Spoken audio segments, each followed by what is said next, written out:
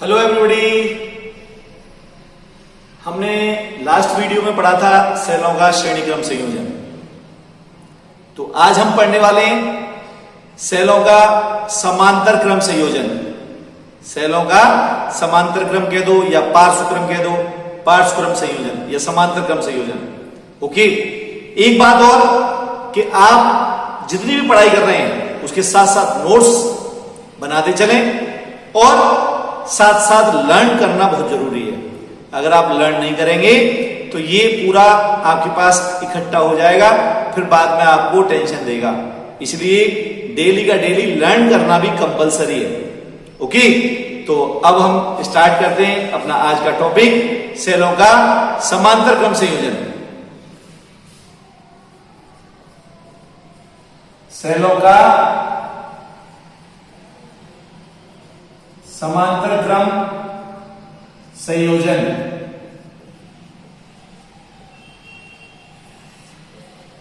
ये हमें पढ़ना है, सेलों का समांतर क्रम संयोजन। ओके, तो सेलों के संयोजन के लिए मैंने ये मान लिया कि ये दो पॉइंट ए और बी, इन दोनों के बीच में दो सेल ले लिए, एक तो ये और दूसरा ये, और दोनों की पॉजिटिव टर्मिनल ए से और नेगेटिव टर्मिनल बी से जुड़े हुए, इसको plus minus E1 internal resistance R1 plus minus E2 internal resistance R2, इसका विद्युत वाहक बल E1 और आंतरिक प्रतिरोध R1, इसका विद्युत वाहक बल E2 और आंतरिक प्रतिरोध R2। अब दोनों A और B के बीच में जुड़े हुए हैं। अब A और B को, इस संयोजन को मैंने जोड़ दिया किसी बाह्य प्रतिरोध कैपिटल R से। A और B के बीच में ये प्रतिरोध है कैपिटल R। ओके, ये जोड़ दिया कैपिटल R। अब यहां से धारा निकलती है I1 मैंने मान लिया, और यहां से I2, तो यहां पे जो धारा जाएगी हो जाएगी I1 plus I2, I1 plus I2, ये धारा प्रवाहित होगी। ठीक है, ये हो गया। जितनी धारा निकलती है उतनी धारा प्रवेश करती है, तो यहां पे I1 और यहां पे ये I2।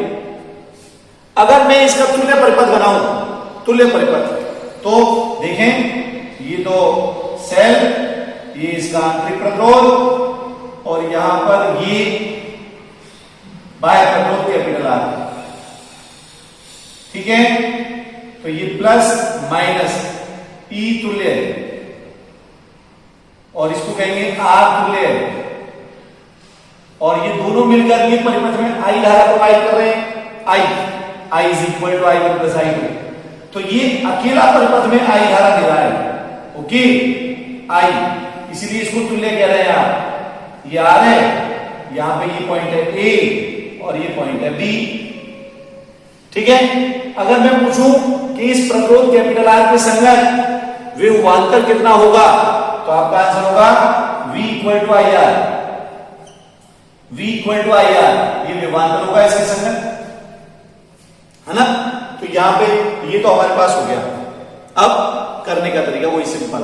पहले तो आप देखें A और B के बीच में तो ये सेल है, A और B के बीच में ये सेल है, और A और B के बीच में ये है। तो जितना विभवांतर यहां होगा उतना यहां होगा, उतना यहां होगा। तो इस विभवांतर को लिख देता हूं मैं V। क्या लिख देते हैं? V। तो A और B के बीच में विभवांतर को V लिखा मैंने। तो प्रथम सेल के लिए आप क्या कहेंगे? प्रथम सेल के लिए क्या बनेगा? V is equal to E1 minus I1 R1। ठीक है, V is equal to E1 minus I1 R1, क्योंकि इसका विद्युत वाहक बल E1 है, I1 धारा आ रही है, R1 आंतरिक प्रतिरोध है। ओके, अगर मैं यहां से निकालूं I1 का मान, तो इस टर्म को तो ले आऊंगा इधर और इसको ले आऊंगा इधर, तो क्या आएगा? I1 R1 is equal to E1 minus V, या I1 is equal to E1 upon R1 minus V upon R1, number 1। एक आ गए इसी प्रकार करके लिख सकते हो आप दूसरे सेल के लिए, इसी प्रकार के लिए। तो चाहे पूरा सॉल्व कर लो, आपकी इच्छा है। फिर आप कहेंगे द्वितीय सेल के लिए, द्वितीय सेल के लिए क्या आने वाला है? तो यहां पर कहेंगे I2 is equal to, direct लिख रहा हूं, E2 upon R2 minus V upon R2। Okay, यार भाई इसका मतलब R1 E2, आंतरिक प्रतिरोध R2, धारा निकल रही है I2, इसलिए I2 का मान लिया जाएगा। ओके, अगर मैं इन दोनों को ऐड कर दूं तो I आ जाएगा, I is equal to I1 plus I2। तो आप कहेंगे अतः प्रवाहित कुल धारा, कुल धारा तो I थी, I is equal to I1 plus I2। अब दोनों का मान लगा दो, तो I is equal to I1 का मान E1 upon R1 minus V upon R1 plus E2 upon R2 minus V upon R2। Okay, कितना आएगा? I is equal to E1 upon R1 plus E2 upon R2 minus V common ले लिया, 1 upon R1 plus 1 upon R2, और number दे दिया third. ये आगे I is equal to, इसको ऐड कर दिया, माइनस V कॉमन लिया, यहां पे 1 upon R1 plus 1 upon R2, ये आ गया। ठीक है, अब यही समीकरण ऐसी तुल्य परिपथ के लिए बनाऊं, तुल्य सेल के लिए बनाऊं तो क्या होगा? तो आप कहेंगे आओ तुल्य सेल के लिए, तुल्य सेल के लिए इसी प्रकार हमें समीकरण बनानी है। तो आप कहेंगे I इज इक्वल टू, तुल्य सेल से धारा निकलती है I, तो I is equal to E तुल्य अपॉन R तुल्य माइनस V अपॉन R तुल्य। ओके, नंबर दे दिया 4। चेक करो, यहां पे लिखा था I1 E1 upon R1 minus V upon R1, तो यहां पे I1 की जगह पे तो I is equal to E1 की जगह पे E तुल्य अपॉन R तुल्य माइनस V अपॉन R तुल्य आ गया, ये हो गया। तो यहां पर तो ये आ गया आपके पास समीकरण नंबर 4 सिमिलरली करके, इसी प्रकार करके। अब 3 और 4 की तुलना कर दो, यहां पर भी आई है, वहां भी आई है, तो क्या करूं? समीकरण 3 व 4 की तुलना करने पर, तो जब तुलना करेंगे तो I E तुल्य बटे R तुल्य, आप कहेंगे E तुल्य अपॉन R तुल्य इज इक्वल टू, इसके बराबर आएगा E1 upon R1 plus E2 upon R2, ये आ गया। एक मान तो आया हमारे पास, ये वाला नंबर भी दे दिया, और दूसरा माइनस V और 1 अपॉन R तुल्य का मान आ गया, तो 1 अपॉन R तुल्य बराबर 1 upon R1 plus 1 upon R2।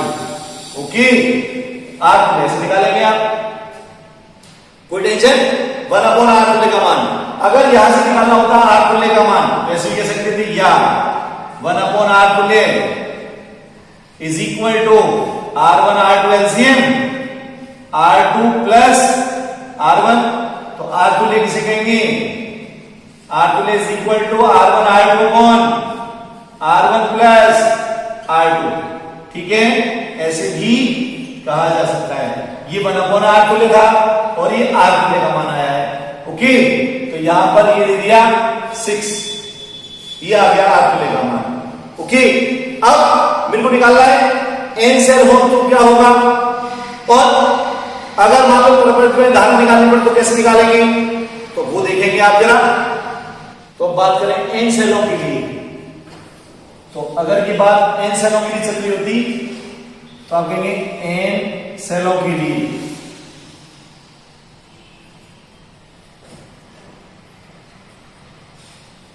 क्या आएगा?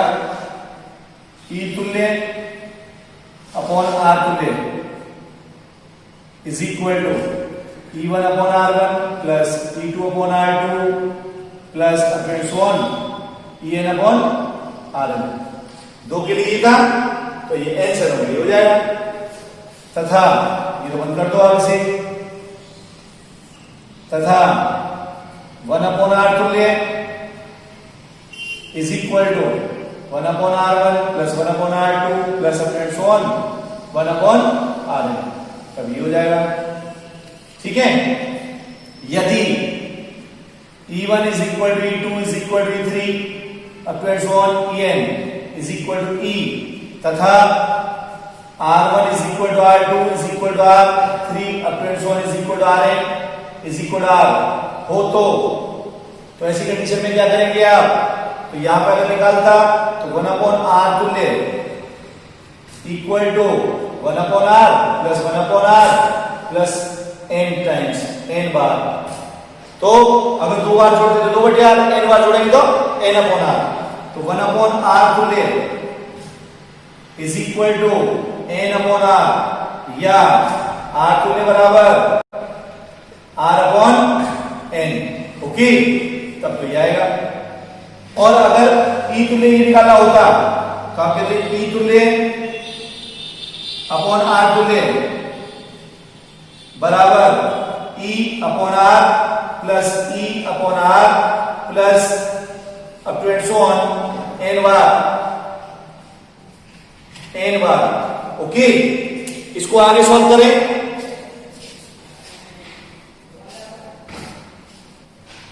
तो क्या आएगा, E तुल्य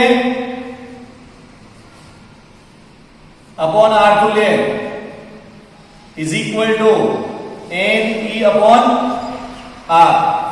ठीक है, E तुल्य चाहिए अगर तो R तुल्य को इधर ले जाओ, NE upon R into R तुल्य, R तुल्य का मान लगा दो, तो E तुल्य is equal to NE upon R into R तुल्य का मान R अपॉन N, N से N, R से R, तो E तुल्य का मान कितना आया, E के बराबर। तो समांतर में तो आप जानते भी हो, समांतर में विभवांतर समान रहता है, तो जितने भी सेल जोड़ोगे विभवांतर में या विद्युत भागबल में कोई अंतर नहीं आएगा, एक सेल के विद्युत भागबल के तुल्य ही मान आएगा। ठीक है, तो ये मान आ गया आपके पास E तुल्य का। अगर हमें निकालनी होती धारा, परिपथ में धारा, परिपथ में धारा, तो आप कहते I is equal to, formula था E तुल्य अपॉन R तुल्य, ये आते थे आपके पास, चाहो तो मान लगा सकते हो, तो यहां पर मान लगाओगे तो I is equal to E तुल्य का मान तो E है upon R plus R upon N, इसका एलसीएम लेकर के ऊपर चला जाएगा, तो I is equal to NE upon NR plus R। Okay, तब ये आएगा। स्पेशल कंडीशन लगाऊंगा इसकी विशेष स्थितियां, तो क्या बनेगी, विशेष स्थितियां देखेंगे।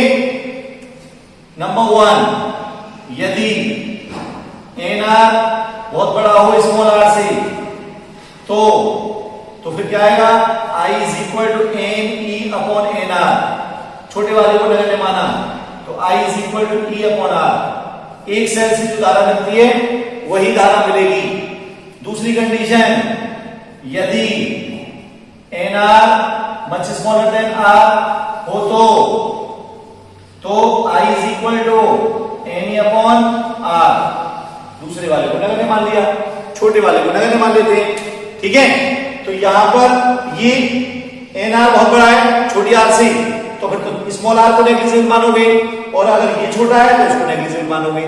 तो ये आ गई एक सेल से प्रवाहित धारा का मान। यहाँ पे जब संयोजन किया आपने तो ये जो मान आया है ये n सेल से प्राप्त धारा है, और ये जो एक सेल से जो धारा मिल रही है वही धारा n सेलों से मिल रही है।